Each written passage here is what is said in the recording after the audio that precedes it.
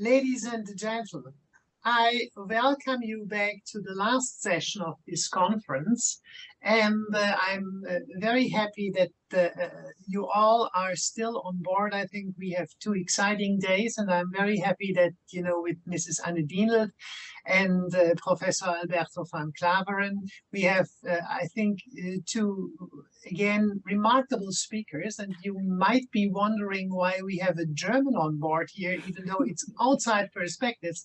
You know, we learned yesterday already that the thing with the insiders and the outsiders is a bit kind of, you know, gray zone. And that is in particular what we had in mind, that we let an insider-outsider talk with outsider-insiders. And I'm quite sure it will be a very exciting finale of that conference. And I'm very happy that Holger Niemann from the Institute of Peace and Security Politics is moderating this afternoon. He is also one of the colleagues who is strongly supporting the Hamburg-Vigoni Forum, not only today, but, you know, in the whole course of the conference series, and therefore very, very happy to have you here. And without any further ado, Mr. Niemann, the floor is yours.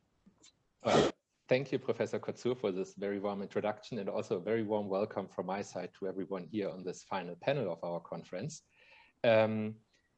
As Professor Kotzur just said, this is the final panel, and it's supposed to, according to the title, look in, look out, and look further. And we will do so by discussing the global role of the European Union, or more precisely, how identity affects how the European Union acts on the global stage.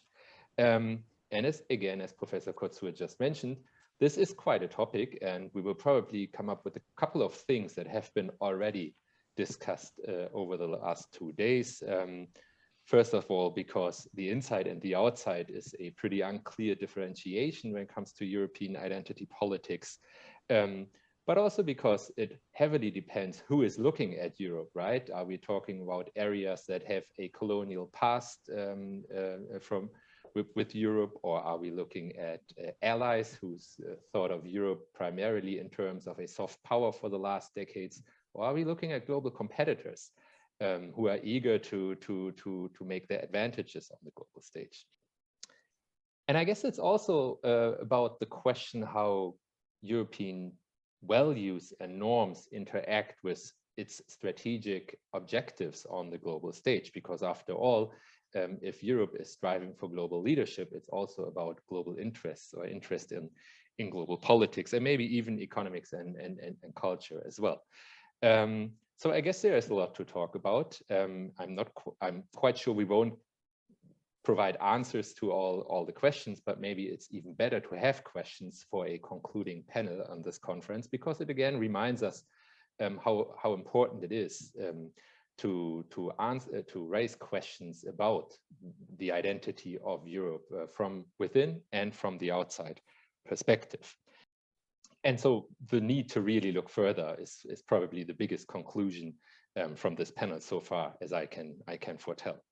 As usual, we do have 2 presentations by 2 distinguished speakers, and afterwards a discussion. And I strongly recommend you to make use of the Q&A tool for your questions. Please feel free to write them already while we hear the talks of our 2 presenters, but as usual, I'll refer to the Q&A once both presentations have been presented.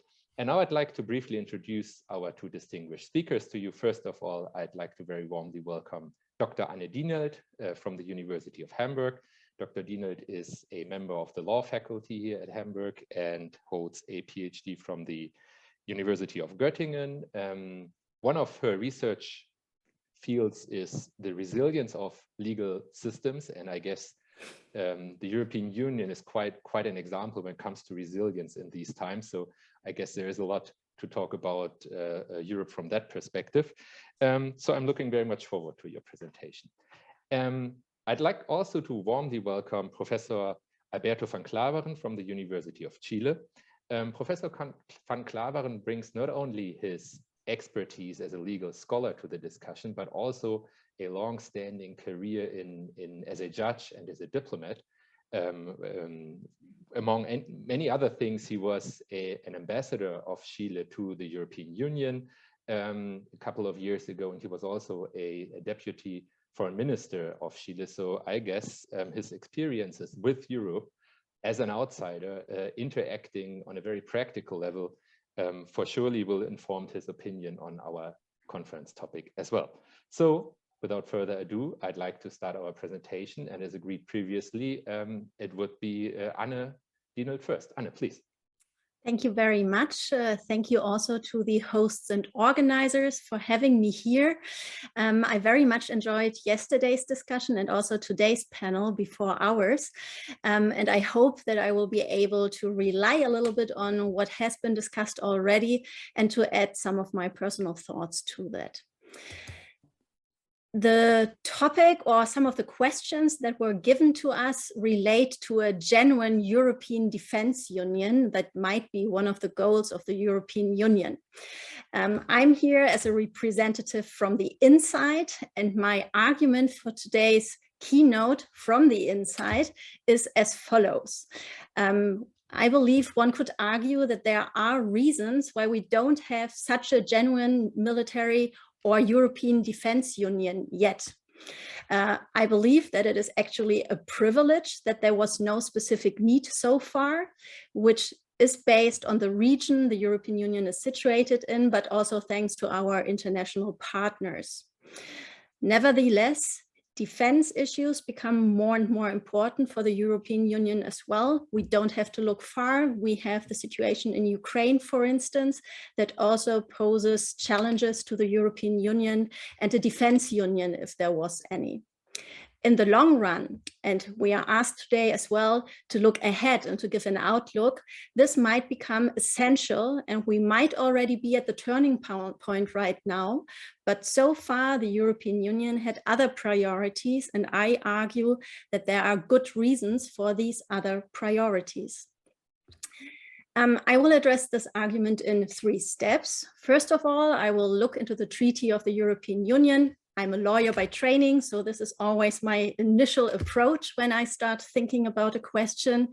And I will tell you what, from my perspective, European identity and defense issues have in common and how they relate to the Black Letter Law. I will then highlight a few issues that have gained more attention than defense, and I will add on the previous keynotes and discussions that we had during this conference. In a final step, since we ended yesterday on a rather pessimistic outlook from my perspective, I will try to also highlight some positive developments and ask the heretical question from the inside perspective, whether there is a need for such a genuine EU defense union. And before I start with my actual keynote, there is a disclaimer. I said I'm a lawyer by training, so I usually start with a disclaimer. I was raised in the 90s in the European Union, in Germany. I benefited immensely from the EU freedoms.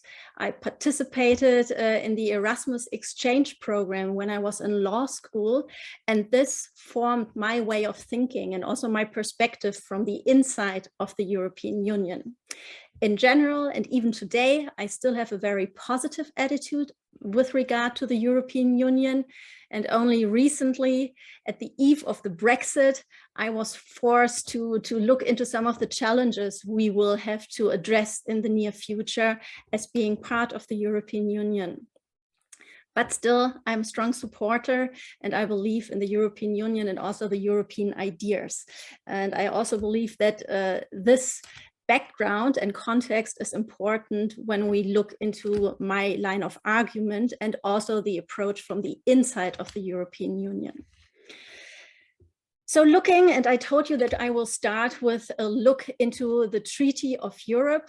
When I started preparing for today's keynote, I actually searched for the term European identity. And I found the term European identity in the Treaty of Europe. In concreto, the preamble of the Treaty of Europe in one of its paragraphs refers explicitly to European identity.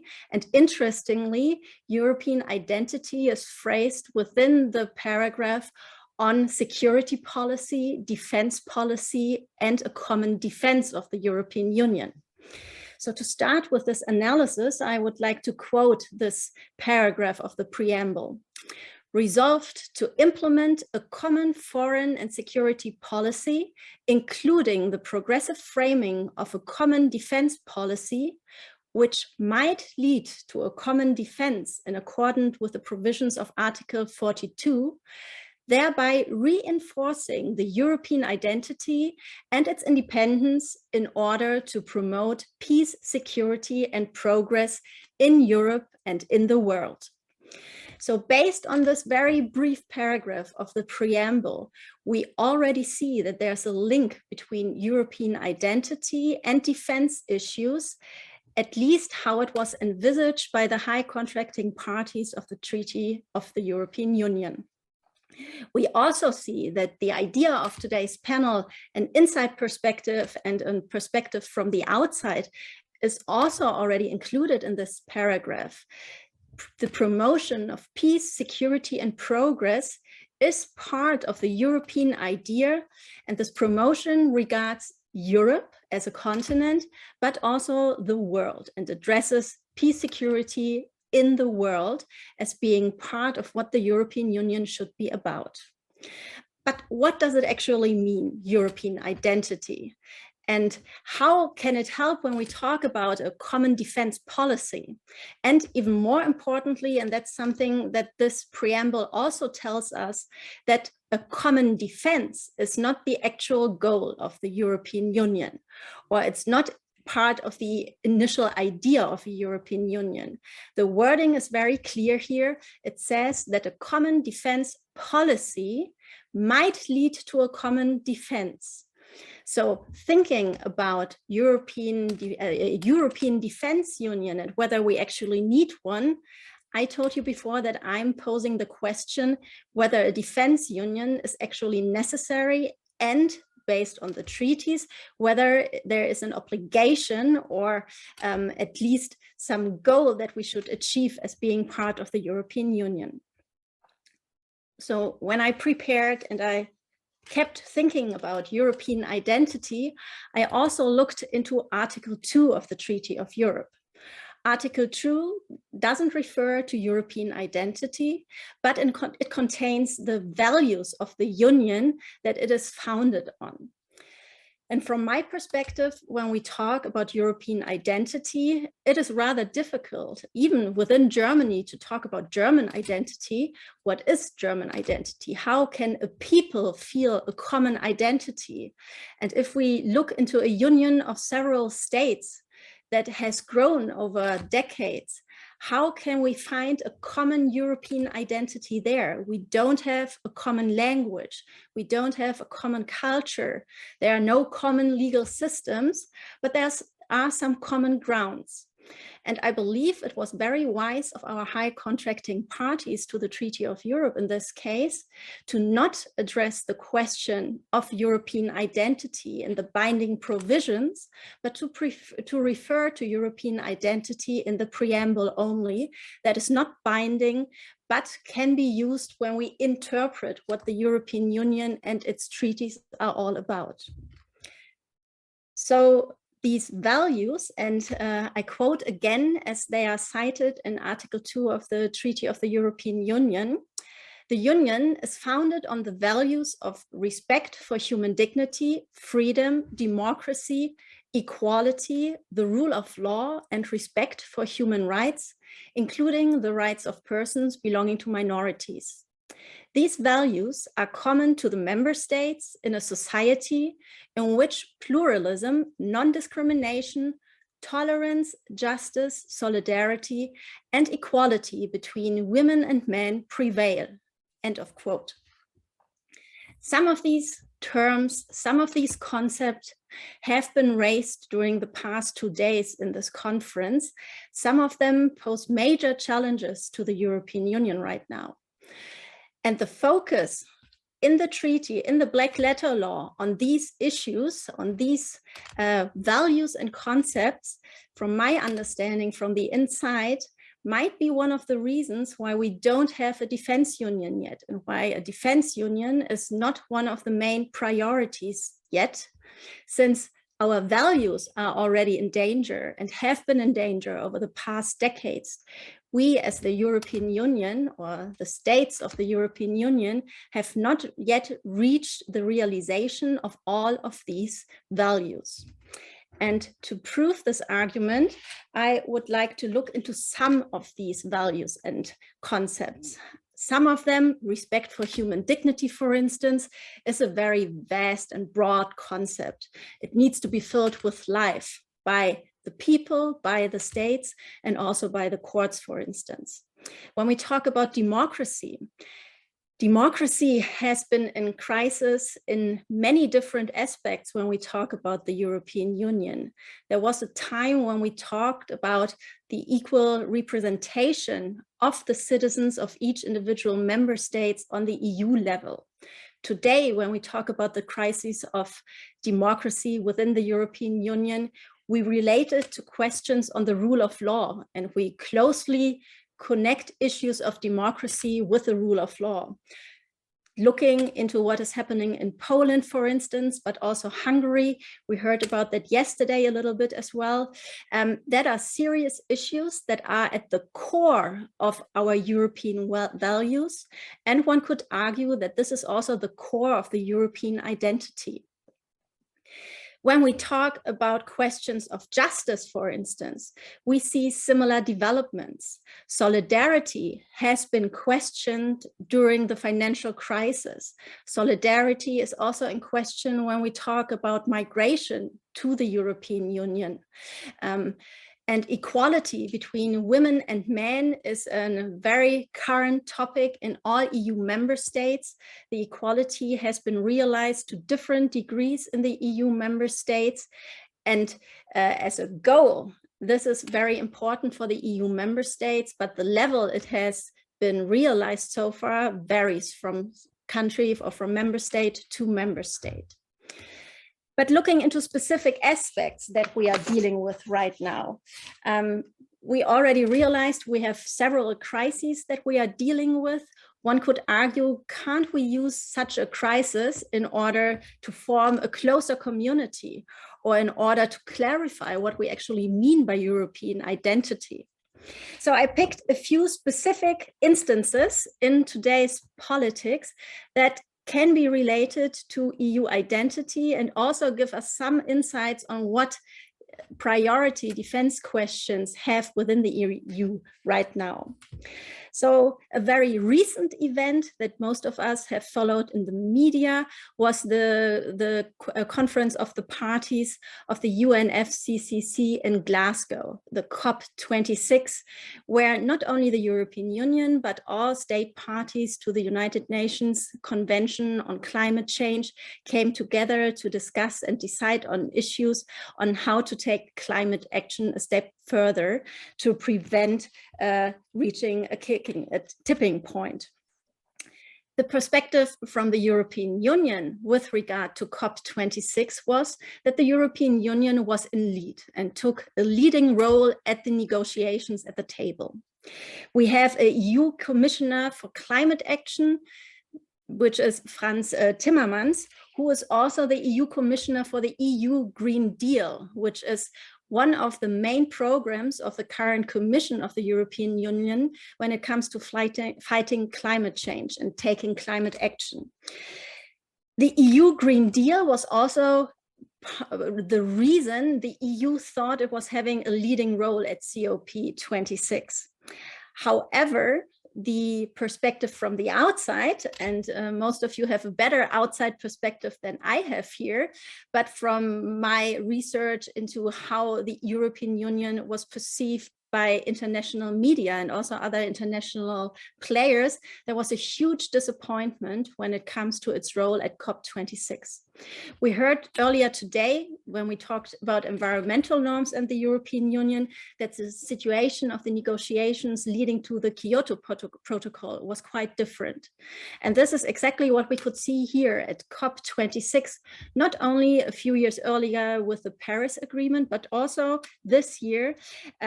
The missing leadership that was seen and criticized by many was actually very visible at this stage, and also shows that the inside perspective of the European Union as a leader when it comes to climate action is not confirmed from the outside here.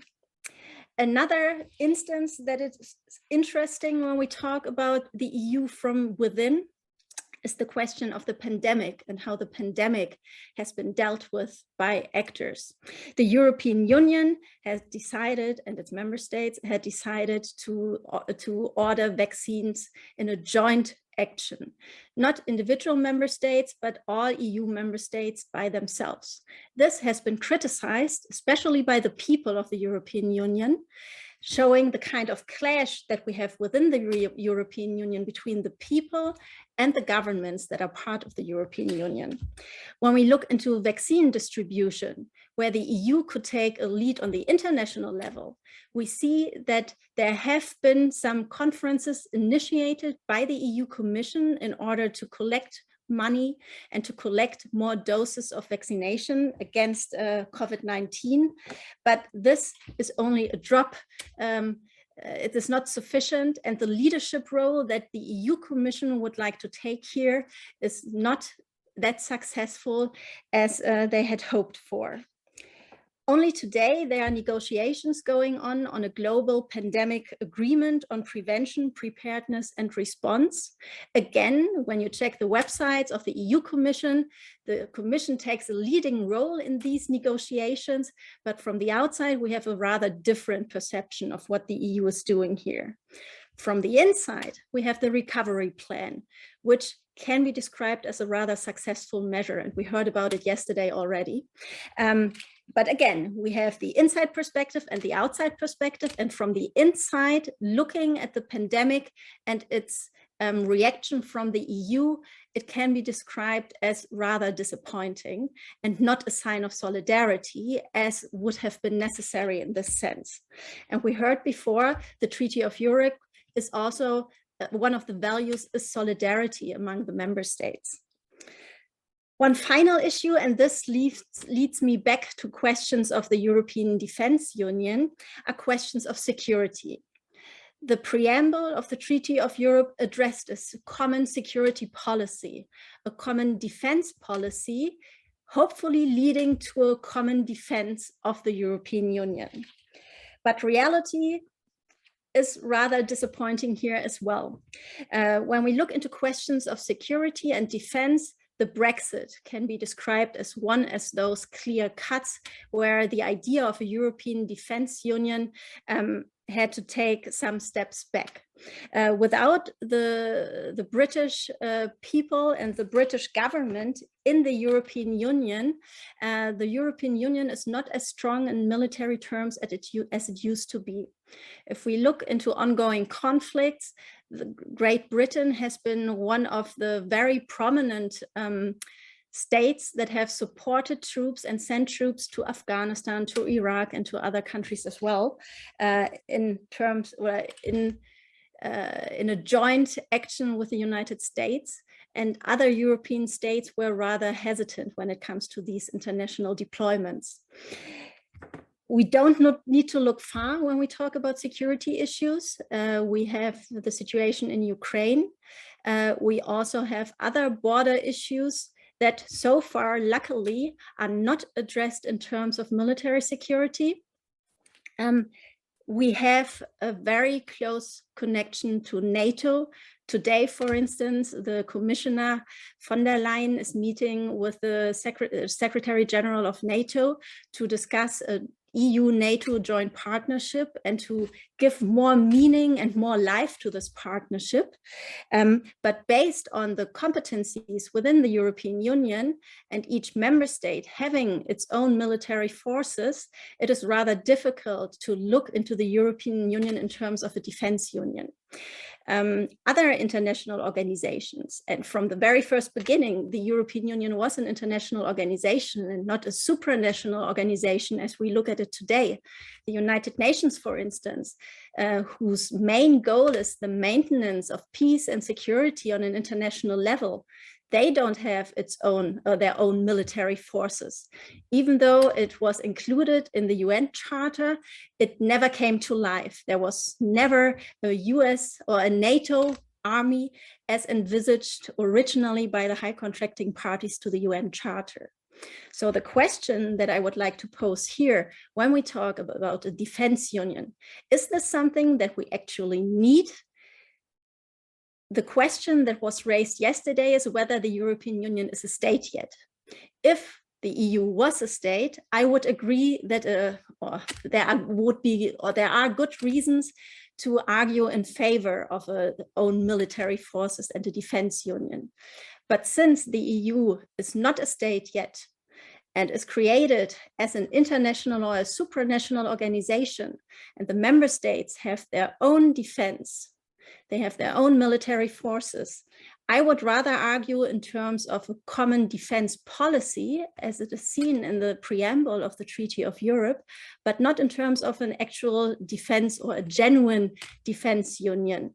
I was also trying to look into something positive, and so far it is all rather devastating. But some of the positive aspects in response to what we heard yesterday are there that I would like to raise briefly if there's still some time left. Mr. Niemann is not saying no, so I take it as a go. So what gives us hope as being part from the inside of the European Union? Yesterday we heard that there's no European party yet. I beg to disagree. We have the Volt European Party, a pan-European party that has been found in all EU member states that is trying to come up with European policies and European context. And I believe that is a first step into the right direction. Another positive development are initiatives from the people. We talk about European identity, and identity is given to the Union, and whatever the Union is, from the people. There's one very interesting initiative, and this is me speaking as a German, by a German citizen who has started an initiative called Every Human, Jeder Mensch. And this initiative proposed in the beginning of this year to revise the Charter of the Fundamental Rights of the European Union and to adjust this charter to today's challenges the European Union is faced with, but the entire international community is actually faced with. So he proposed, together with many other stakeholders from politics, companies and corporations, many individuals, and also scholars, to add some new fundamental rights, such as a human right to the environment, a right dealing with artificial intelligence, and a right to digital self-determination. And as a final article in this proposal he made, he included a right to have fundamental rights lawsuits, making these rights that he proposed judicial for each individual within the European Union, kind of relating to what we saw in the People's Climate case in front of the European Court of Human Rights, where an individual was not, or several individuals were not able to require states to take further climate action. Yeah, so I will conclude here. I believe there is a need for reform. I believe we need a common defense policy, but there's no need for a defense union. Thank you very much. Well, thank you so much, Dr. Dienelt, for this very inspiring talk. As a political scientist, I should say I probably should read the treaties more often, as it is really illuminating what's already in there. I like that a lot. I should also say that one of the things I'd like to ask you during the Q&A session is how we can make use in a productive and a constructive way of crises, because I think this is an important part of the discussion, how crises can help further European identity or community building, especially thinking about the historical origins of the process of European integration. But before we start the discussion, I'm very much looking forward to the second presentation by Professor van Klaveren. And the floor is all yours, Professor van Klaveren. Well, thank you very much. Let me say at the outset how grateful I am for the invitation to participate in this panel. It's an honor to participate in this new activity of the Hamburg-Vigoni Forum. And I enjoyed very much the presentation of Dr. Dienelt. And I also attended this morning the presentation which we heard, which was extremely interesting and very much related to the topics we are going to address right now. Dr. Dienelt initiated her presentation with a disclaimer. I also have a legal background and I'm also expressing my disclaimer. I am a Latin American, I'm a Chilean, but I have European roots. I was born in Amsterdam. My family left the Netherlands out of fear of a Third World War. And they settled in Chile, and I grew up obviously in Chile, but I always kept contact with my family in the Netherlands, and also had academic activities in the Netherlands and in other European countries. I've lived in Spain, I've lived in Brussels, and I've tried to follow very closely European integration. And I'm also an admirer of the European process, but I'm also very much aware of its shortcomings. So in my presentation, I'll try to address three issues. In the first place, Europe as a global actor. In the second place, I'm going to deal with European-Latin American relations, because I think it's also a very interesting study case in terms of European foreign policy. And in the third place, I'm going to deal very briefly with some of the complexities of this dual approach of the European Union on the one hand and member states on the other. So let me speak a bit about Europe as a global power. Europe is a puzzling actor in terms of international relations. On the one hand, its member states wield very significant political, economic, and also military power. On the other hand, however, Europe has recently been associated with ideas of stagnation, of decline, and of incapable of confronting major challenges in its eastern and southern borders, and also dependent on the security umbrella provided by the United States and provided by NATO. And this image has been reinforced by Brexit and the lack of internal consensus around several issues. However, for Latin Americans, Europe continues to be seen as a global power, albeit as a very singular global power. And I want to address this singularity. On the one hand, it is a trading superpower, and there's no doubt about that. It's the largest producer, and it's the largest trader in the world, fully comparable with China and the United States. And it is also a unified actor in the area of trade. Probably it's a major supporter of the WTO, and probably also it's one of the major supporters of the international trading regime. In trade terms, one can observe a high degree of actorness, of international actorness on the part of the European Union. And also, it's an innovative actor. And I say that taking into consideration the negotiations of the European Union. agreements like the CETA agreement with Canada. It's really a state-of-the-art agreement. Agreements like the one which the European Union negotiated with Singapore.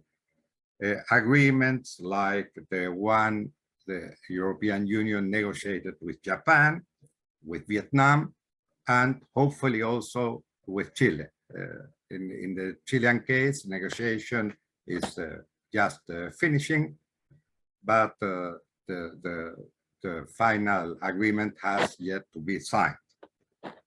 So it's an innovative actor in terms of trade negotiations, because it has also incorporated new provisions concerning gender issues, concerning environmental issues, concerning also social rights. And also in the area of finance, the European Union has also been a very important actor, and it can be seen fully as a global actor. European Central Bank is a major player in terms of the financial international system, and really its weight is considerable. I think in economic terms, the European Union is more than one among several other major powers. It is also a standard setter. Obviously, the book of Professor Anu Bradford comes to mind, you know, about Brussels effect. I think perhaps it's a literary license to say that Brussels rules the world, as the book says. But its standards, European standards, have, in fact, a major influence in regulations among many areas and sectors. But when we turn to the political area and military matters, Europe's profile as a superpower changed completely. And Europe turns into a certainly ambiguous political and military player.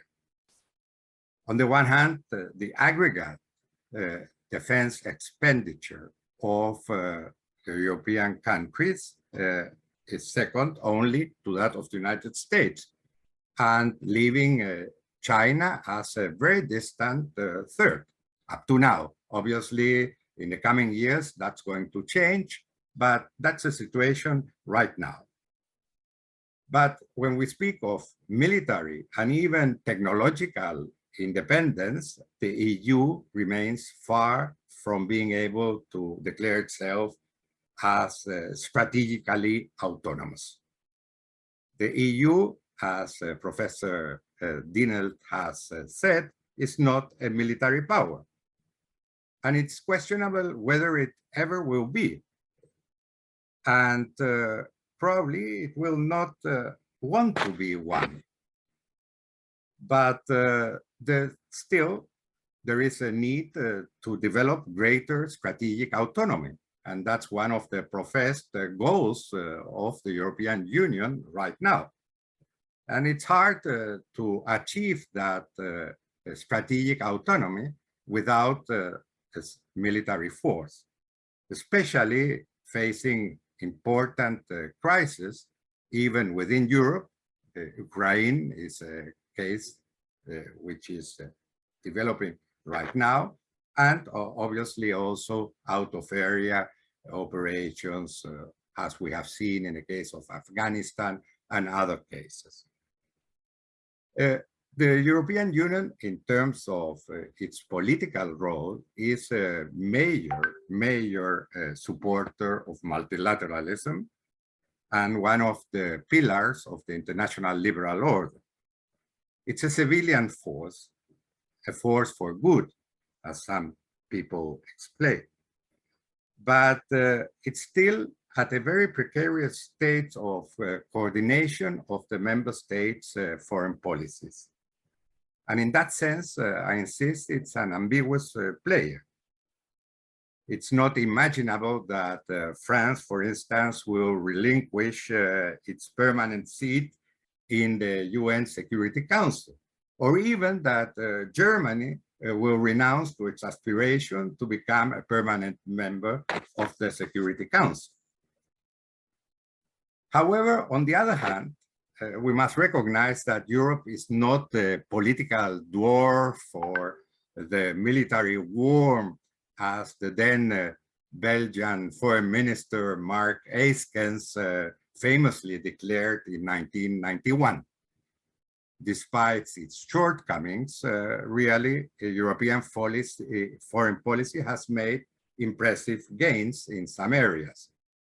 A considerable number of CSDP, Common Security and Defense Policy missions around the world are pointing to a nascent integrated policy, at least in that field.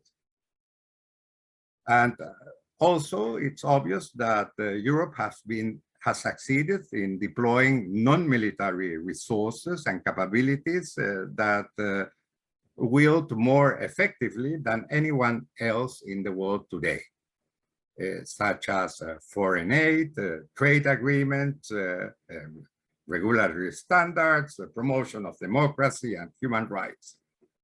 And Europe's distinctive pragmatic use of civilian power may be slow-moving, yet in the end, it gets the job done more cost-effectively than other major players in the world.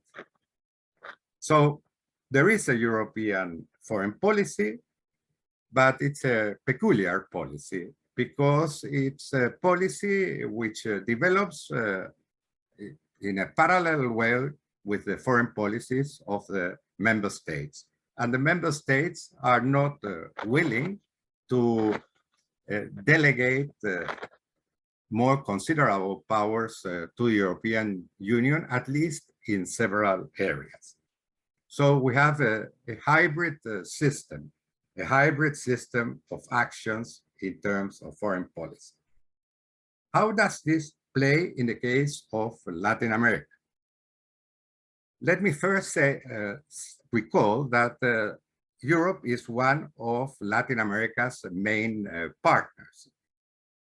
Together with the United States, Europe has been one of the more established partners of Latin America. There is a legacy of colonialism, obviously, but there is a European migration, there is a language, culture, and historical events and economic ties that have largely shaped the political, economic, and social systems of Latin America. Europe is part of the Latin American identity, and this gives a special character to European-Latin American relations. And European influence goes well beyond trade and investment. It has to do with identity, and it has to do also with shared values, and to a certain extent also it has to do with common visions about the world. Europe in trade terms is the third partner of Latin America after the United States and now China. And during the last decades, bi-regional trade has tended to stagnate. Europe's share in Latin American external trade has declined, just as Latin American participation in European external trade has also declined. And whereas the European Union is losing ground in trade terms, it maintains the edge in terms of investment and development cooperation. And it still is the main investor in Latin America in terms of stocks. But during the last decades, its position has started to be challenged by Chinese investments, and especially by Chinese state-owned enterprises. In political terms, the European presence in Latin America has been very significant. And in that sense, Europe is not viewed in general in Latin America as an imperial power, unlike the case, for instance, of the United States. But this popularity and this appreciation of Europe has begun to decline in Latin America. And there are several polls that prove that. Almost all European political families have links with Latin America, from the left to the extreme right, to the outright. And Europe usually has been a source of inspiration in terms of institution building in Latin America, in terms of democracy, in terms of several issues like decentralization, regional unity, obviously, and also social cohesion. But European Latin American relations are marked by a fundamental asymmetry. Europe is more important for Latin America than Latin America is for Europe. And also, European relations with Latin America are managed at different levels. On the one hand, we have the interregional level, European Latin American relations as such. On the other hand, we have a network of bilateral relations of different countries, different European countries with Latin America. In terms of the common approach of the European Union, I think it has been fairly successful in the case of Latin America. More successful, probably, than in the case of Russia, of relations between Europe and Russia, and even more successful, probably, than relations between Europe and the Middle East, where there are many differences between individual member states.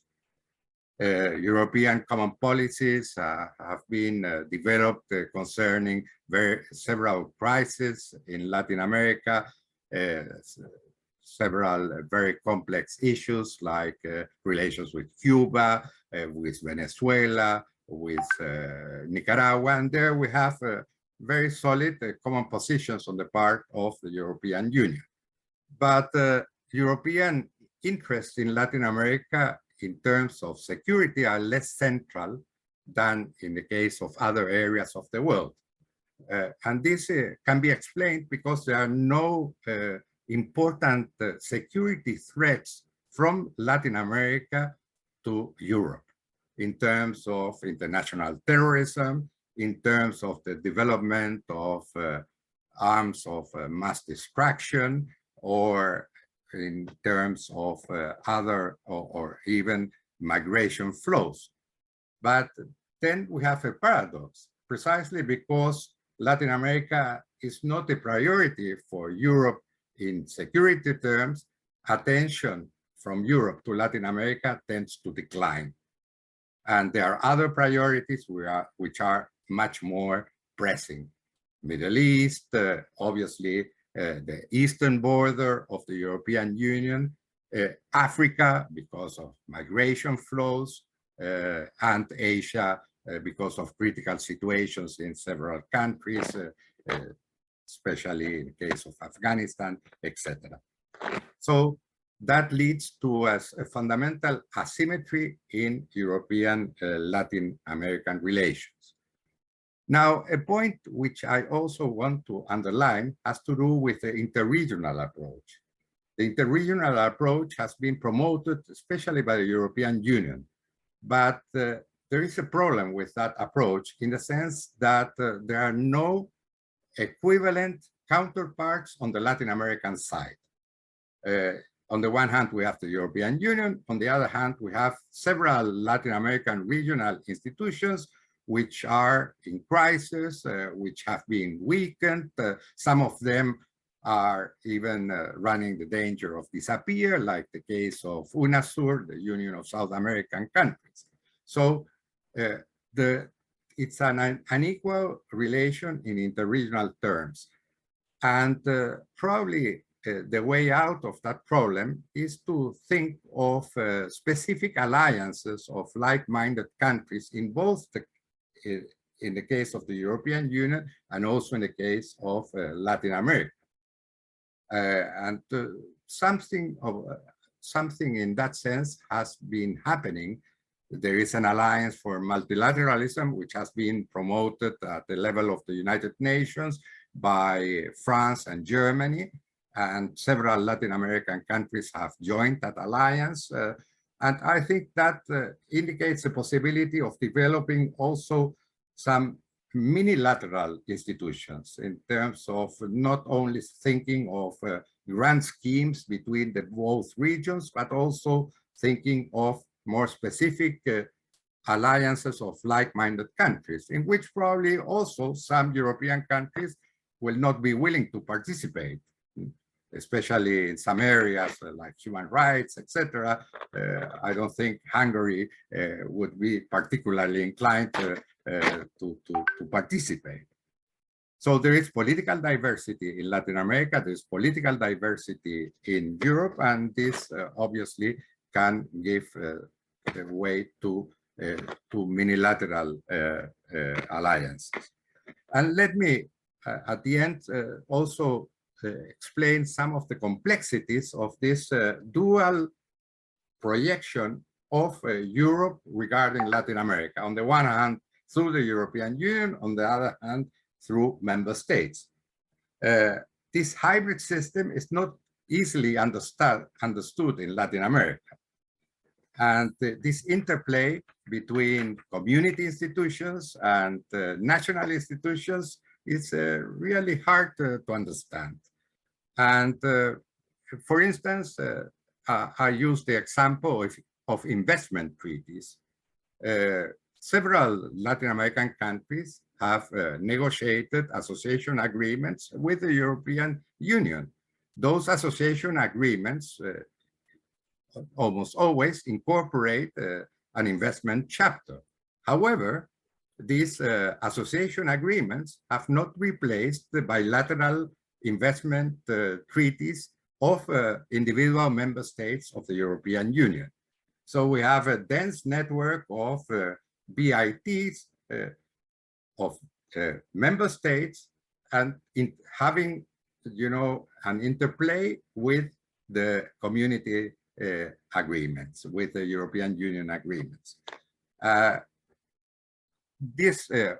Most of those agreements were negotiated before the Lisbon Treaty, and one may expect that this confusing situation will be cleared during the last negotiations. I'm not familiar with the content of the, for instance, of the new agreement with Chile, but I understand that in this case, the new agreement in terms of investment will replace the bilateral investment treaties. But let us see what happens.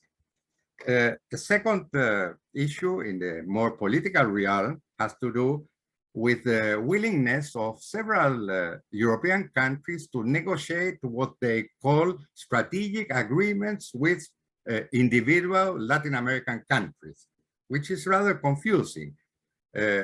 We all know that the term strategic has been used and abused very intensively in terms of international relations. We have multiple examples of so-called strategic agreements, but it's a bit confusing that on the one hand, member states individually negotiate strategic agreements, and on the other hand, the European Union speaks of a strategic relationship in general terms with Latin America. And there is even a more puzzling detail which has to do with a very specific issue. It's probably not very important, but the last regional agreement, regional integration agreement negotiated in Latin America is the Pacific Alliance, which is an integration project between 4 Latin American countries, Mexico, Colombia, Peru, and Chile. But the striking issue is that individual member states have applied, of the European Union, have applied for observer status. So, which is very paradoxical. It's a paradox, you know, because we are speaking of a fully economic project. The Pacific Alliance is an integration scheme, an economic integration scheme, and it's left outside all political issues. So it's really surprising that the member states of the European Union have opted, you know, for an individual status as observer states, and not seeing the European Union in that capacity. But I'll leave the issue here. It's not very important, I recognize, but it's a curious situation, a curious case. So thank you very much for your attention, and I'm eager to answer any question. Well, thanks again also to you, Professor van Klaveren, for this very interesting and insightful talk. As a European, if I may say, I guess it's also confusing for us when it comes to the interplay between community institutions and member states institutions, but I also understand that doesn't help you from an outsider perspective.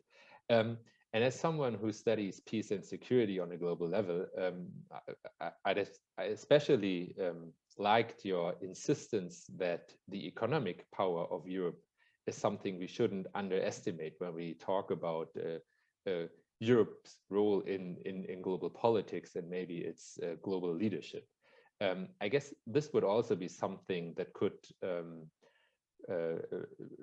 we could refer back to Anne Dienelt's argument why there isn't a defense union, and then one potential question could be, well, in times where security becomes something where economic power is as much important as military power, for example, how does that change the need to have a defense union in a rather traditional understanding, especially with NATO as an umbrella? But before we start all this, and before I ask too many questions, and I certainly have a lot of questions to the two of you, I'd like to give the audience a chance to raise some questions. And I see Professor Kotzur, and I don't see anyone so far written any questions in the chat, which means Professor Kotzur, it's your turn.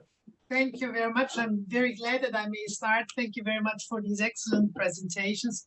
And I'd have quite a lot of questions, but I'd like to start actually with two ones, which are related not only to the presentation of Professor van Klaveren, but maybe I will start with your presentation and then kind of, you know, connect the two of them. You said something which is very interesting. You said that when you describe European and Latin American relations, that Europe is not seen as an imperial or hegemonic power within American states and American countries. And given the colonial past of Europe, you know, that might be, you know, somewhat as coming as a surprise, you know, at least the way we discuss, like, you know, post-colonial issues and post-colonial studies in Europe. This is something, I think, at least from a scientific point of view, there is a great awareness and attention. Okay, it's the Europeans again, and now there is a kind of, you know, neo-imperialistic force, you know, by imposing values or human rights or something like that. So I'd be really interested in further comments on that kind of, you know, non-hegemonic approach by the European Union. And the second question, I think, has been addressed in both of your presentations, and it's a question at the very core of our whole conference scheme here, the Hamburg-Vigoni Forum. It's the question of strategic autonomy and strategic sovereignty of the European Union. I think, Professor van Klaveren, you rightfully pointed out that strategy and strategic is a pretty much abused term, because there is so many strategic agreements and strategies and whatever on the international plane as well as on the European plane that we should be careful. But nevertheless, you know, the term strategic autonomy is very often used by the European Union, and recently it's replaced by the term strategic sovereignty. for the Germans among the audience, it might also be interesting, and you might be aware of it, that within the course of the last elections, you know, political parties, the liberals and also the Green parties, on purpose said we need to replace strategic autonomy by strategic sovereignty. The now foreign minister, at least most likely foreign minister, it's so far agreed upon already, Mrs. Baerbock, she said in an interview with the Süddeutsche Zeitung expressly, I'm not talking about strategic autonomy anymore, I'm talking about strategic sovereignty. And of course, as a lawyer, you're pretty much puzzled and say, oh, what is the difference? Are you talking about the whole kind of, you know, Age of Enlightenment theory of sovereignty? Are we going back to Baudin, or are we talking about something very different? What's the difference? And what is the importance of strategic autonomy and strategic sovereignty of the European Union? And of course, that's very much related to the relationship between Europe and Latin America, as described by Professor von Klaveren. And this is also very much related to Dr. Dienelt's presentation, because, you know, if you say you need a common defense policy, maybe not a common army, not defense in a unionized sense, but a common defense policy, that's also related to some extent to strategic sovereignty and strategic autonomy. And I think we greatly would appreciate your comments on these two topics, because we've been discussing them quite a bit in the meantime, and I would not dare to say that we are really much smarter than we have before. So please do enlighten us. Thanks, you. Professor Kotzue. So I would suggest that maybe Professor von Klaveren, you start first, and maybe starting with the issue of the colonial past and how this non-hegemonic perception materializes in your view in Latin America. And then I also believe we should talk a bit about strategy, autonomy, sovereignty, because in my view, it also brings back a more complex and broader understanding of security threats, right? Because one of the things why people started all of a sudden started to talk about strategic sovereignty is, of course, for example, the issue of cybersecurity.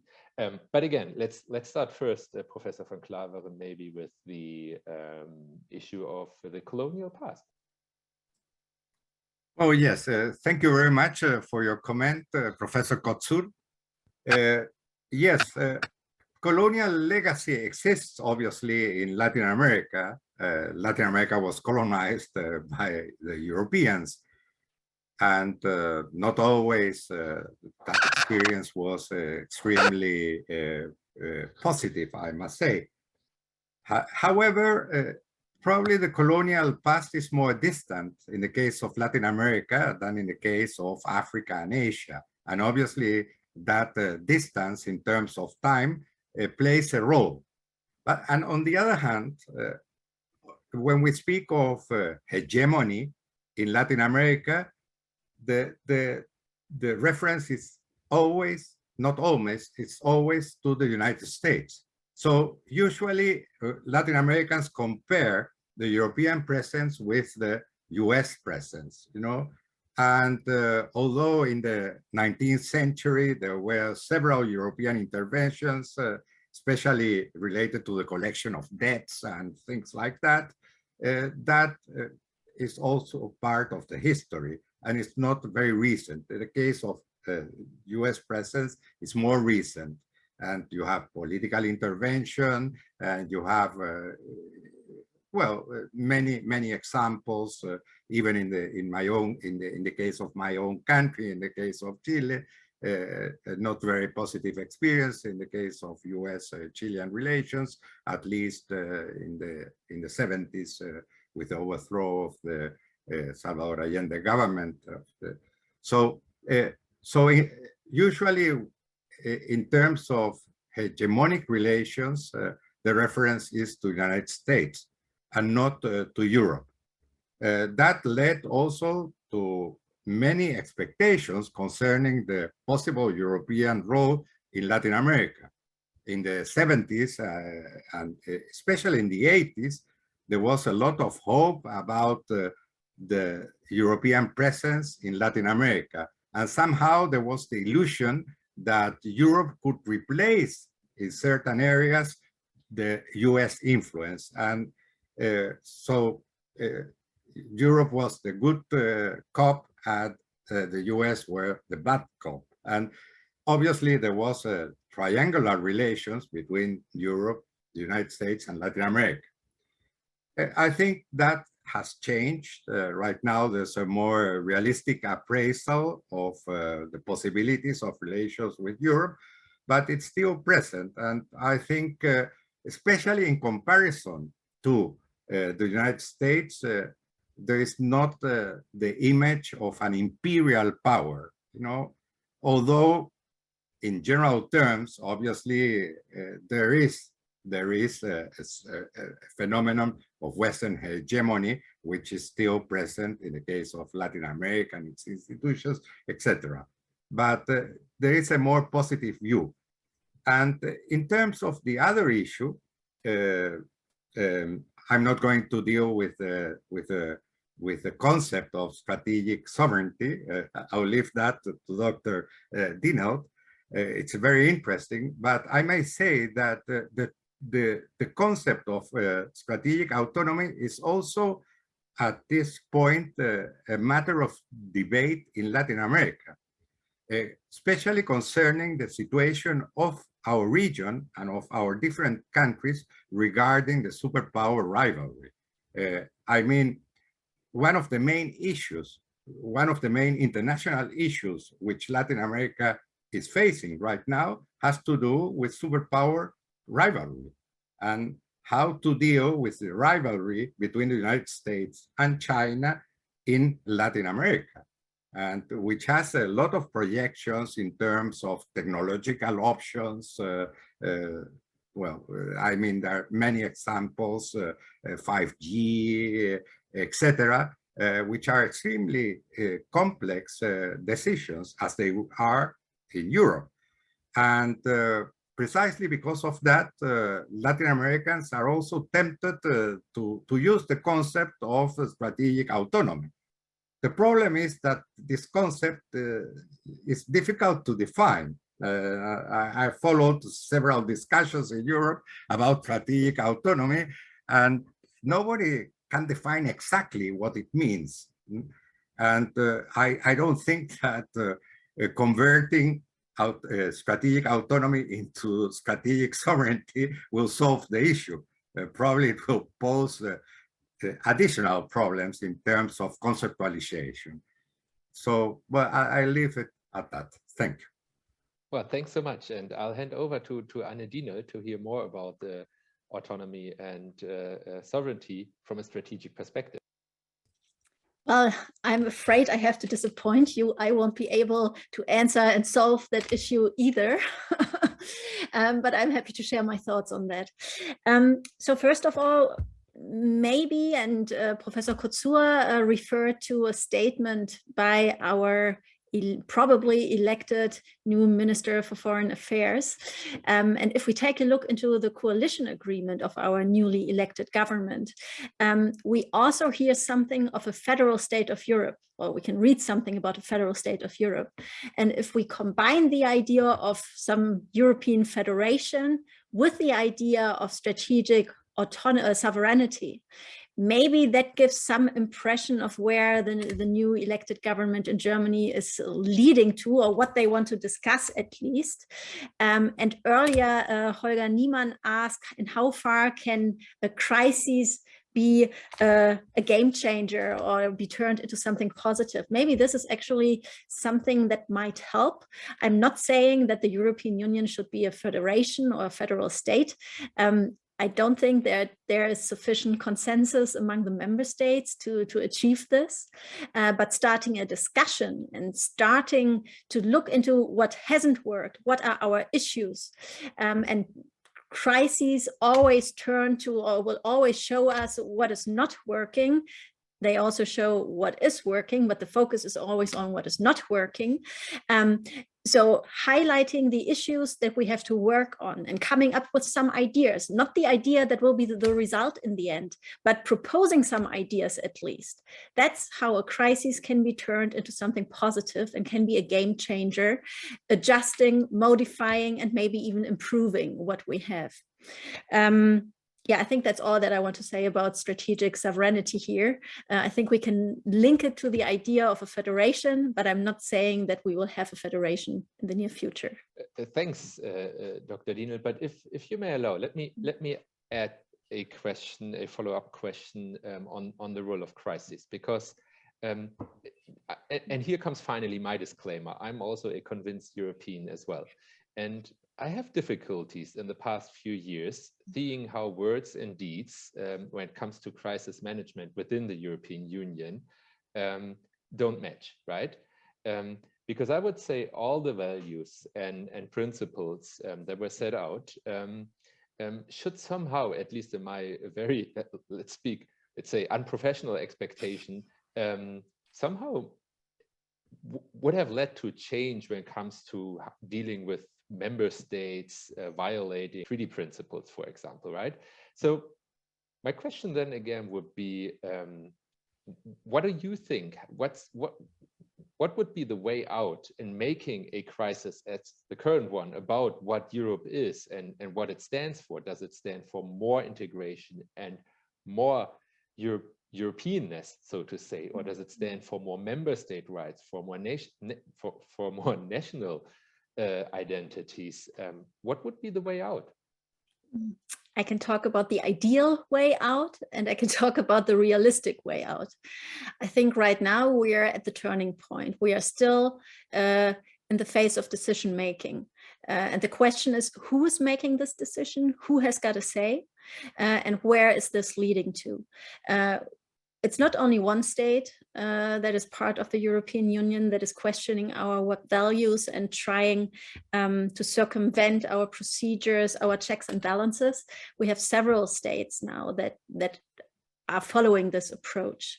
And the question is, how is the EU reacting to that? How are the other member states reacting to it? And also, how are the citizens, how are the people reacting to this?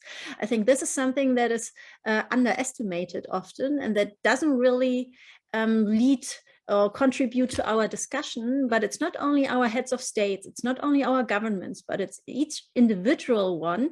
That's also why I wanted to raise the development of VOLT, this European party.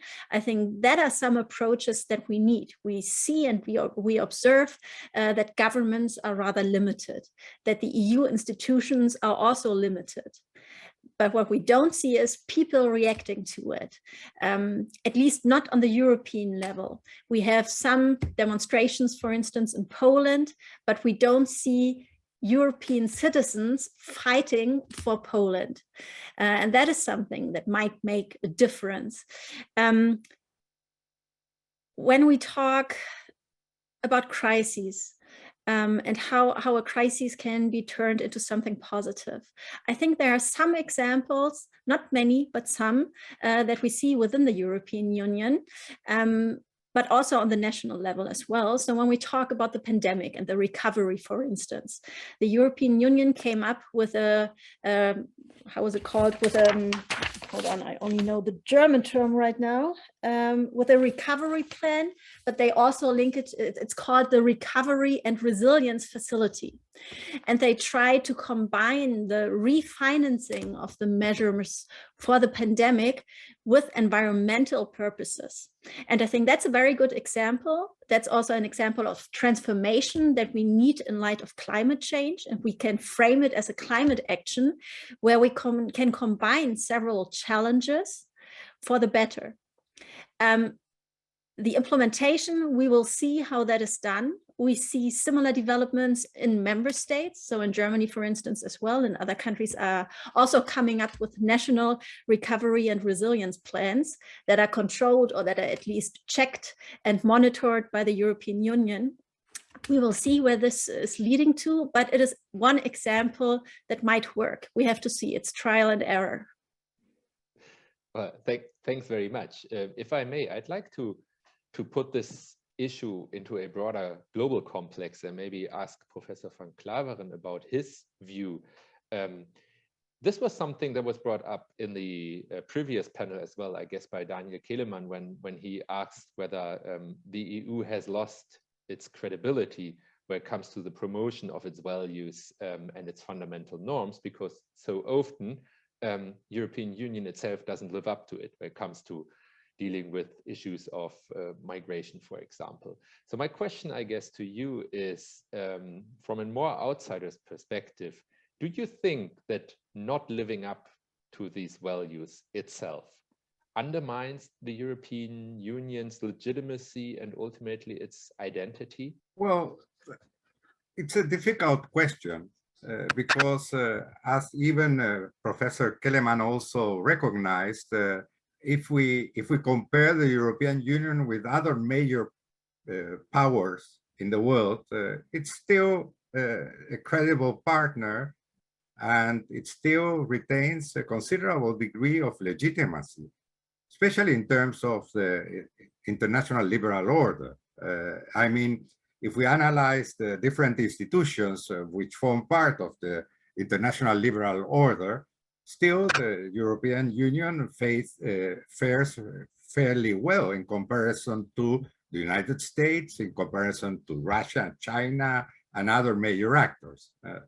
I include the United States because especially when we see, for instance, the International Criminal Court, I mean, no other major power is part of the International Criminal Court. If we see some agreements which are very important, the mine ban treaty, for instance, the Ottawa Convention, you don't see Russia, you don't see China, you don't see even India. So I think it retains its credibility to a certain extent. Obviously, in a very realistic way, because all actors, all international actors have to combine different interests, and all countries do so. And there are economic relations, which are very important, and there are certain limits to political action, and we can lament them, but they are part of the reality. So I think it retains credibility. The problem is also that this international liberal order is being challenged in a very fundamental way by China, by Russia.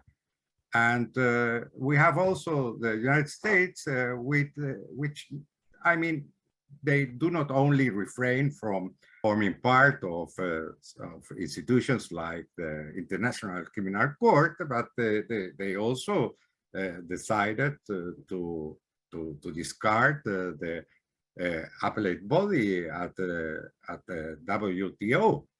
So in terms of multilateralism, I think the European Union is still a credible actor. But what we need is a stronger European Union in international terms than we are observing right now. And in that sense, I think Dr. Keleman also has some reason in terms that the support to some of European Union policies is weakening among some member states, and that's a cause of concern.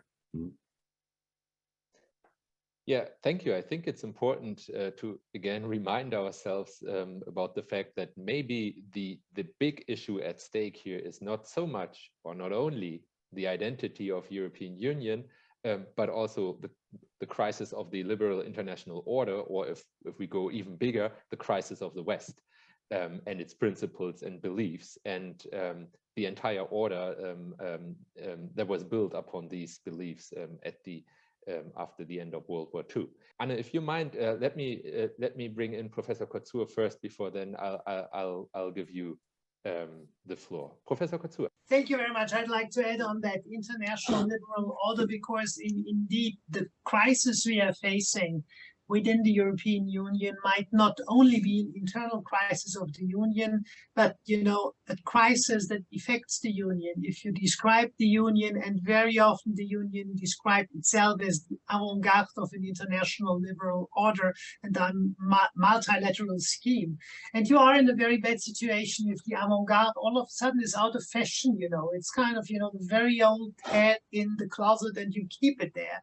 And I think that's a bit the problem of the European Union, saying, but still we are the most attractive ones, even though you don't like us at the moment. So I think that is quite a big of a challenge, and that was a remark that I wanted to make. But I also would like to bring up a question which also addresses, I think, both Professor van Klaveren and Dr. Dienelt.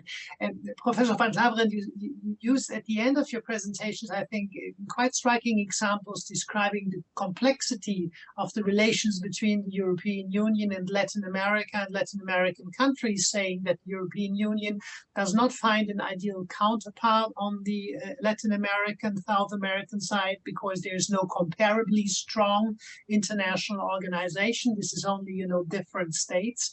But you also said that, you know, the European Union is only one European actor, and there's also the many European states that still have international relations, bilateral investment treaties, and so on with the European Union. And it's quite interesting that, you know, even after the Lisbon Treaty, the old bilateral agreements are not not functioning anymore. They are re-endorsed and so on, which is a kind of, you know, an interesting thing of complexity. And that would be my question. Is it also that kind of, you know, complexity of relations that makes the life so difficult for the European Union? And the complexity question, which, you know, I addressed to you, I'd also addressed to Anne Dienelt, because yesterday Professor Weiler said, well, you know, common European army, it's not going to work because we have so different technology. And, you know, if you count the money that the 27 member states spend for military purposes, this is much more than the US spend, but it's totally worthless because there's no effect. So this is another way of, you know, being overly complex. And that's my provocative question to you. You endorse the common defense policy, but, you know, I now ask a bit with Professor Weiler, would that help if we still have that complexity, and if we have, you know, 100 different rifles and 200 different tanks, so we can have a common military policy, but we do not have, you know, the instruments, and we do not have the means to facilitate anything. So although we can forget the common military policy. So two very different complexity issues, but I think related to each other, because it's exactly that complexity of the Union and its member states in its external relations with third states and also amongst each other. Thank you. Well, thanks so much. And I'd like to start with Dr. Dienelt first, and then I'll hand over to you, Professor van Klaveren. Thank you very much. I see what you're talking about, and I see the issues that are raised here, but I don't think it's as bad as it was described yesterday. We have some joint European projects. We have the Eurofighter, for instance. I wouldn't call it a successful project, but there is political will to cooperate on an EU level in military terms. One could say it's very fragmented. We have many different systems, but we could also say we have many different strengths that complement each other. Maybe we are not there yet, but it's an option. And when you look into what the different EU member states are ordering in new equipment, for instance, you can see that they know the French people are good. They have these kind of equipment. So Germany is ordering something else. So at least there's some sense of cooperation. There is a political will. We have some projects that can be improved. We are far from being perfect, but it's not as bad as we heard yesterday. Thanks. And I guess to make the complexity even a bit more complex when it comes to European security, it's also important to think about what was supposed to be the division of labor between European Union, NATO, OSCE, and maybe the Council of Europe. And maybe the future of European security should be something that is discussed among these institutions as well. But again, this would make the entire story even more complex. Professor van Klaveren, the question of complexity again was raised by Professor Kotzur.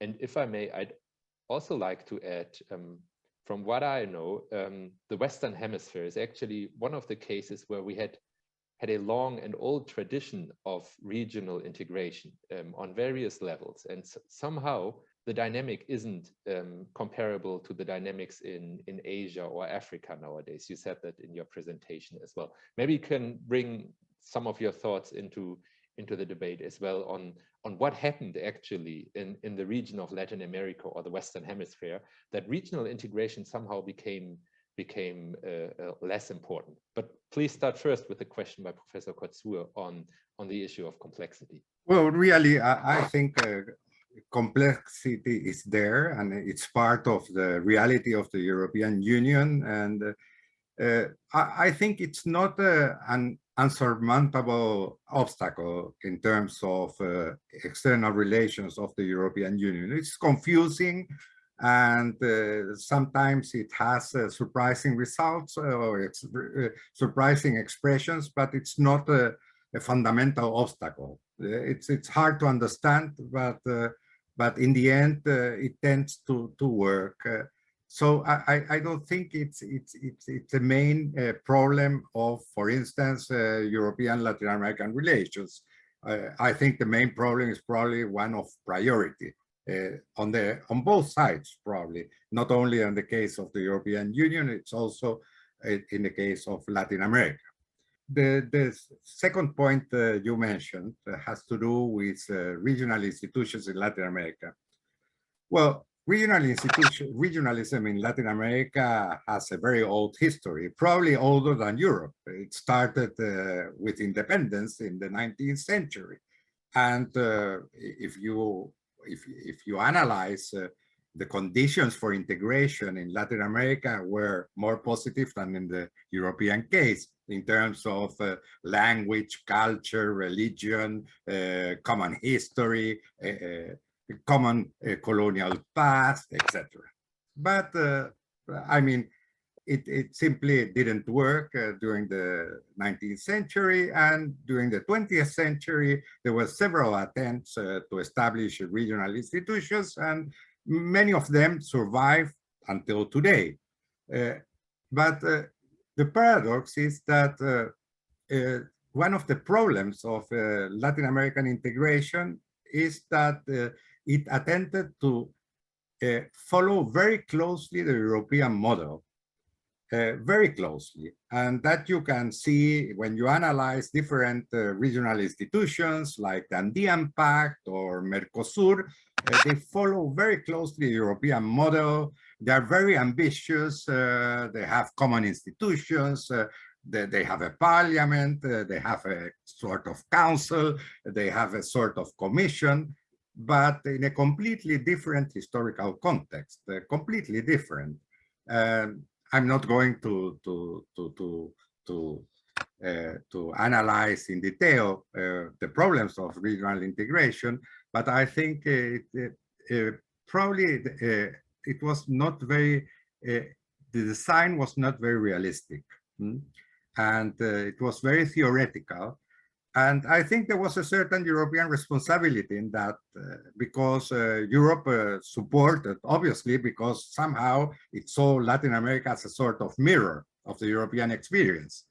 And until very recently, Europe was very enthusiastic, a very enthusiastic supporter of Latin American integration and Latin American institutions. But I think probably Latin Americans should look also at other experiences, like, for instance, the Asian experience, ASEAN, which has been more pragmatic, less theoretical, less ideological, and which has also learned to cope with diversity, with political diversity, economic diversity.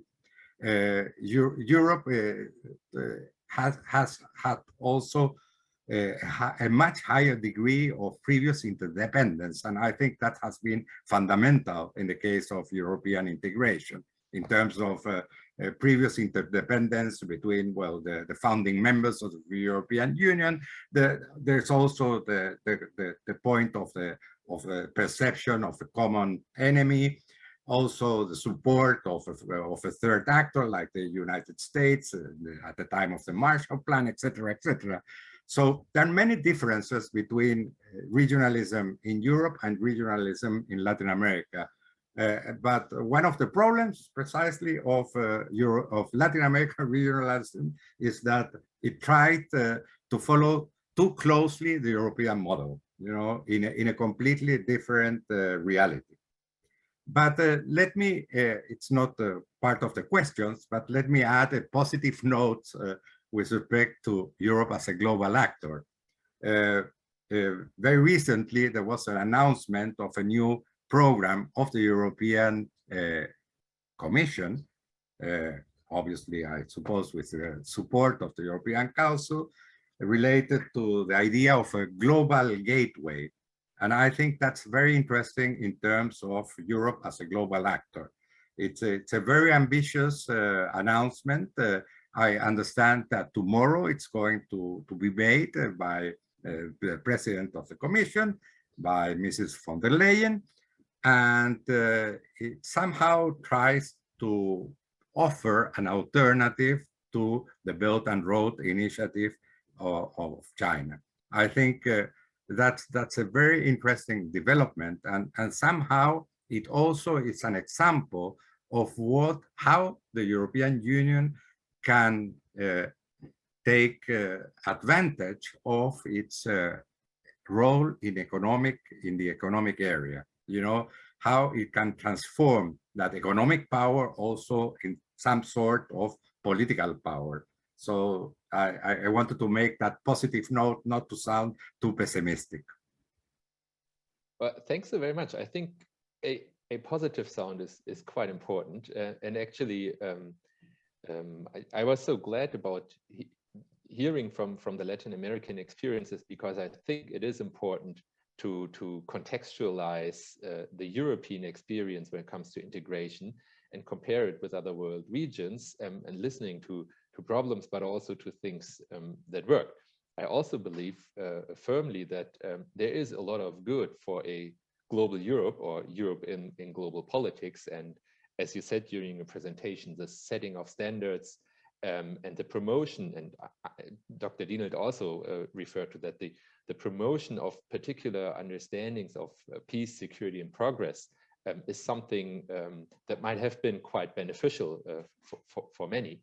And think, since we are coming to an end, maybe let's stick to this more positive sound of the discussion. And Dr. Dienelt, I was wondering, coming back to the question of what actually is identity, and how much is it a matter of elites in politics and society on a more European level, and how much do we need grassroots movements?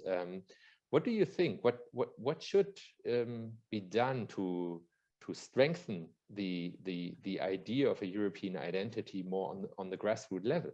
I think the problem also with the private initiatives is that that's also the elite that is leading these initiatives. So what we see from other groups within society is rather skeptical and even destructive. I don't have the one size fits it all solution here, but I believe in education. And I also believe education is the key here. I refer to my personal story and my Erasmus exchange year. I think that really makes a difference. It is very easy, but exchange between EU member states and its people can make a difference. We have exchange programs in high school already. I think that is very important. And I also remember the time when the EU was considering cutting the budget for the Erasmus program. There was a huge turmoil, and people were like, okay, we cannot make any cuts here. I think that is with very good reason. But education at an earliest stage about the EU, about our values, that might also help with integration in other contexts, and communication. I think, who, not only on the EU level, but also now with the pandemic in the member states, vis-a-vis the member states' governments, we see limitations to communications, and we have to change the way we communicate with each other, and also the government and institutions with its people. I don't know how. I hope there are other experts that have some idea, that are experts on the topic of communication and psychology. But I think that needs to be changed, and we see that over and over again. Thanks. Professor van Klaveren, can you agree with that? Maybe even from your personal experience as someone who lived for a long time in Europe, and somehow probably felt both ways, becoming more and more European and becoming more and more Chilean at the same time. At least that was always my experience when I was abroad for a longer time somewhere. Can you agree with Dr. Dienelt's suggestions? What should be done for promoting the values and ideas of Europe on a more everyday level? Absolutely, I share that completely, and I witnessed the case of Spain when Spain entered finally the European, at that time the European Community. It was not still the European Union, and before that Spain was a very distant country with respect to Europe. They even spoke in Spain of Europe as abroad, you know. Which was really striking, because Spain was an important player in European history, but they somehow and they integrated, and I think Erasmus was extremely important. Well, Spain is a very popular destination for Erasmus students for other reasons, but it also contributed to change the identity and to add an identity to the Spanish identity, because identities are multiple. I mean, there is not only one identity, and that's also the response that one can give in the case of European public opinion. I mean, you don't have to renounce to be a German to be a good European, but we know that some people tend to make a contrast between both, especially in some political sectors, and that's a cause of concern. But in general, I think that element has been fundamental, and also in the case of Latin America, in order to promote more regionness between Latin American countries, we have to think also of developing more programs like our own Erasmus, or you know. Something of that has happened at the level, for instance, of the Pacific Alliance, but in a very reduced scale, and it also requires funding, and it requires more commitment on the parts of national states. But I think that's a very interesting option. Well, thank you so very much. As time is coming to an end, I'd like to hand over to the organizer of the conference in a minute. But before that, let me very much thank the two of you for your fantastic presentations and this really thrilling discussion. I liked it a lot, and as I said in the beginning, it probably raised the level of complexity, and but what else is there to do, right? If we all agree, and in fact I very much do, that identity is always in the plural. There is a multiplicity of identities, and there is complexity. I guess it's a good thing if we are still puzzling what actually Europe is and what it stands for, and it's maybe that's it, right? Maybe the everyday strive for finding answers to these questions is what keeps the machine running, and maybe that's a good thing. But it's now the privilege and maybe the challenge of the organizer of this conference to wrap things up. Let me again thank you, everyone, for this final panel, and I'll hand over to Professor Kotsur. Thank you very much, Mr. Niemann, and thank you very much, Professor van Klaveren, Dr. Dienelt, for that wonderful last panel. Dr. Niemann, you said it might be a challenge to wrap up the conference, and I will give up before doing so. I promise I can't wrap up the complexity of the conference, coming back to the term of complexity. I only would like to make some remarks, and I will start with a maybe non-disclaimer at the end of the conference. It's rather a disclosure than a disclaimer. And I now want to be very honest with you. The aim and purpose of that conference was very selfish, because the members of the Hamburg-Vigoni Forum really wanted to learn something from your perspectives about the big topics that we are dealing with, not only during this conference and in the next couple of months or weeks, but for the next couple of years. I said it's a big conference project. All in all, 7 years. We already have 2 years behind us and still 5 years to go. So there's a lot of work to be done, and we are very, very grateful that you helped us a lot to do this work by providing wonderful food for thought, and definitely all presentations did not only live up to our expectations and hopes, but really exceeded what we could have imagined. I think one thing worked out perfectly, and this is not that we are proud of ourselves, but we are proud of you, our guest speakers and contributors.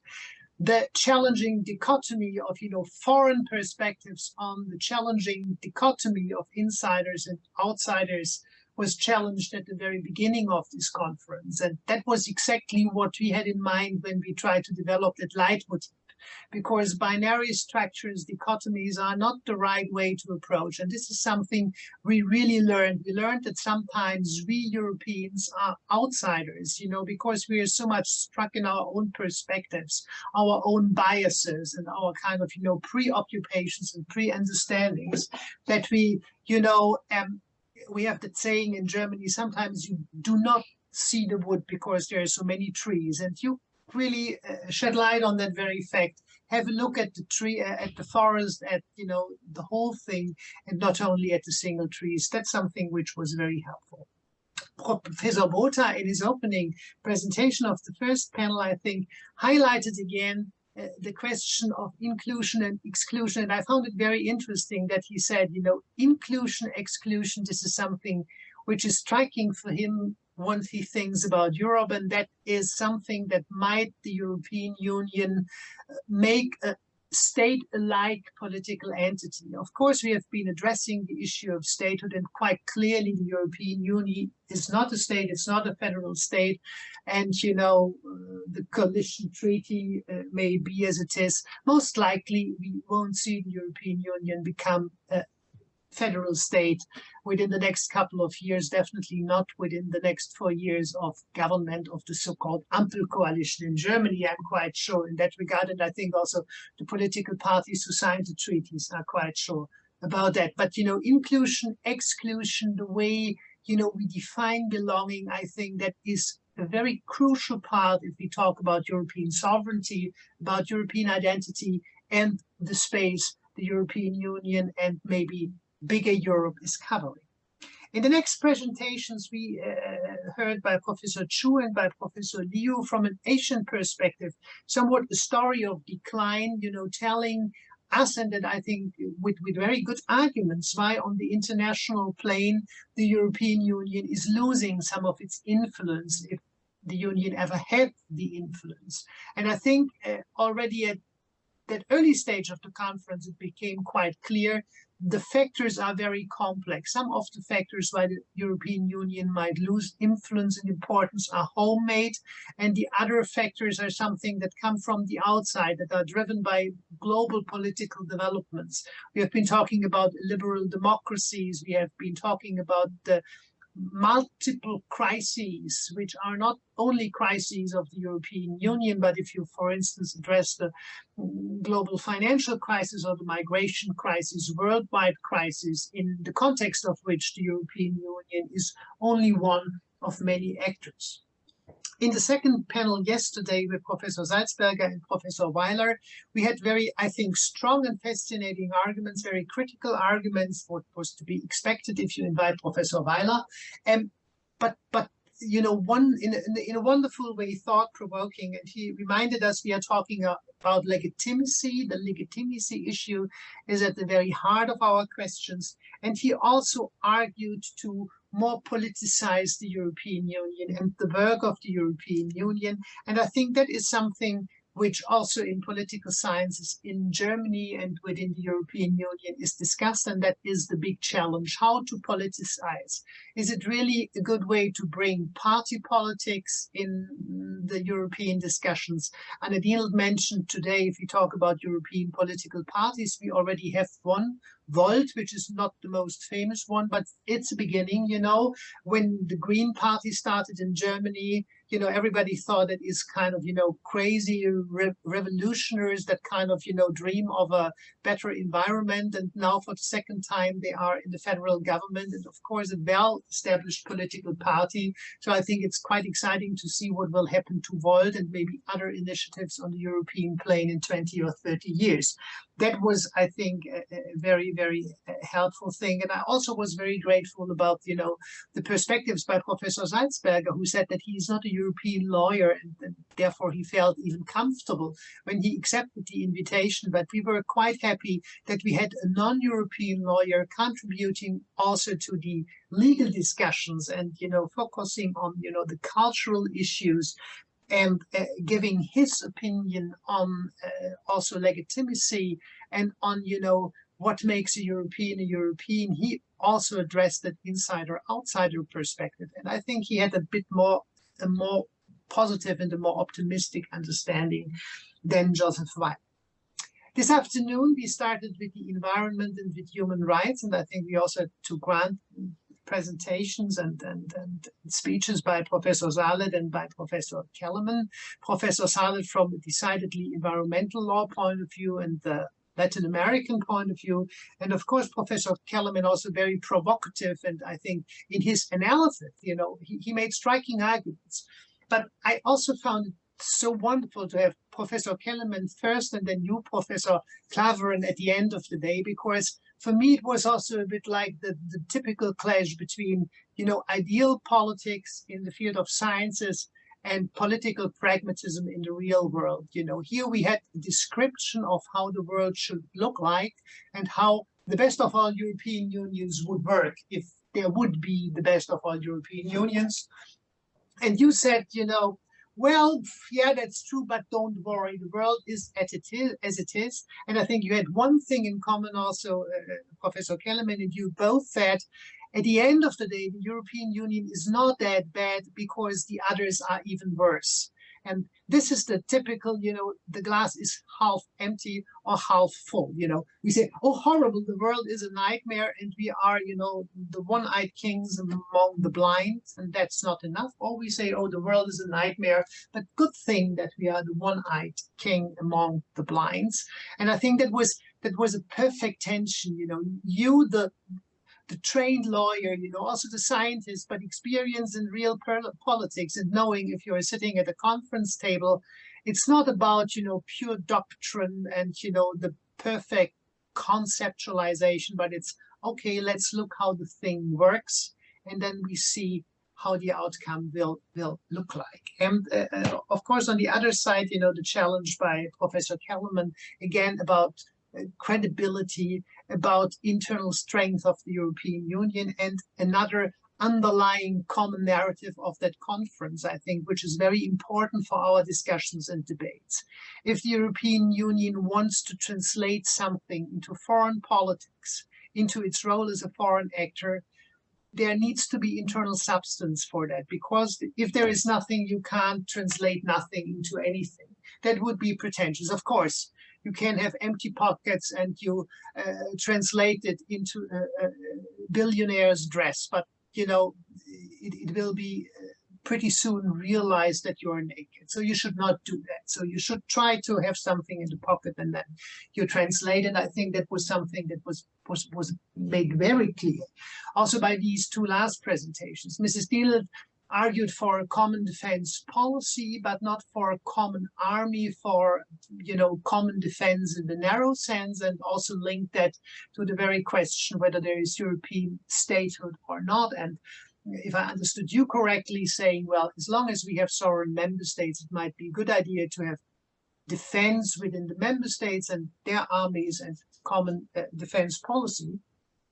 And Professor von Klaveren gave a very broad picture about relationships between the European Union and Latin America and the complexity of these relationships. And I think one important remark you made is something which is also another leitmotif for the way we got to think in the Hamburg-Vigoni Forum. You said that the European Union is to some extent the avant-garde of a liberal international order and of multilateralism, and that the crisis of both the international liberal order and the multilateralism are not, at least not only homemade by the European Union, but that needs to be seen on the international plane. And I think that's something we really need to be openly and frankly to discuss. China and Russia are at the moment tremendously challenging the liberal international order. And we see that also some of the member states of the European Union, such as Hungary and Poland, for maybe other purposes and driven by other motives, do exactly the same. And that is something which I think will be a big point for the way we think. After the Iron Curtain came down, everybody read her or his Fukuyama and was enthusiastically believing in the end of history. Of course, we kind of knew that it was not true. But I think humankind tends to believe that we are kind of, the perfect solution for everything, the way we do it, our moral standpoints, the way we deal with human rights, with democracy, with the rule of law. It's the perfect, and that's the fixed status quo for, the next millennium. Of course, that was not to be, and we learned pretty soon the end of history has not yet arrived, and there are new challenges. And the idea to describe the world as a multipolar world is maybe also a bit outdated, because there is a big two new poles. It's the United States of America and China, and something in between there is Russia. And we're not yet sure what the importance of Russia will be. And there is Latin America, as you quite said, and that is also an important learning for the European Union. It's not only us who are thinking about strategic autonomy. Of course, also other regions of the world are thinking about strategic autonomy, because they want to be independent from the big players, independent from China, independent from the US, independent from Russia. So that's a topic, which is not an exclusively European topic. And you also said that we, thinking about these topics, our strategic sovereignty, our strategic autonomy, we need to be very careful that we do not kind of, by introducing new fancy terms, kind of, continue with kind of very ambiguous and very unclear positions. And we should also be aware that if we are using these notions, that if in particular politicians do it, they do it for political purpose. It's not, and that's something which I think is very important for a scientist. If we read something, there's that wonderful new concept, there is strategic autonomy, and that's at least a dissertation, if not a habilitation or a handbook, a handbook on strategic autonomy or on strategic sovereignty. But, if a politician says so, the ambition might be a very different one, and the politician might say, oh my gosh, they are writing another handbook, and, good for them, so that keeps them busy. And that is also my last remark, the very idea of the Hamburg-Vigoni Forum.